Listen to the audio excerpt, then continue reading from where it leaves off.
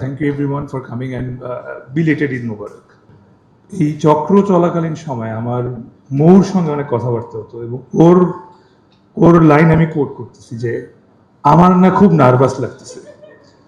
So আমার actually খুব nervous লাগছিল রিলিজের আগ পর্যন্ত, because this is officially my first web series and first web series কেমন হবে, কীরকম হবে, হিট হবে না ফ্লপ হবে, মানুষ দেখবে নাকি দেখবে না, অথবা দেখে উল্টা দেখালো, দেখে বললো যে ফালতু হয়েছে।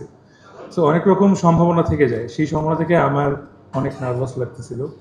বাট আলহামদুলিল্লাহ আজকে 3 দিন পার হয়ে গেছে, সিরিজটা বের হয়েছে এবং 2 দিনে 1 মিলিয়ন মিনিটস ক্রস করেছে ভিউয়ে। তার মানে, এবং এটা খুবই আনঅফিসিয়াল একটা কাউন্ট, বিকজ আরও অনেকগুলো অ্যাপ থেকে কাউন্ট আসা বাকি আছে। সো একরকমভাবে বলতেই পারি যে পুলসিরাত পার করেছি। সিরিজটি মানুষ পছন্দ করেছে এবং দেশ বিদেশ থেকে আমার ইনবক্স ইজ কমপ্লিটলি ফ্লাডেড।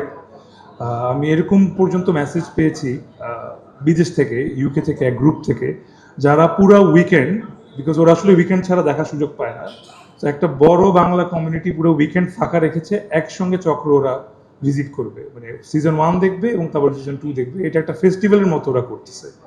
তো this is a very big thing for us.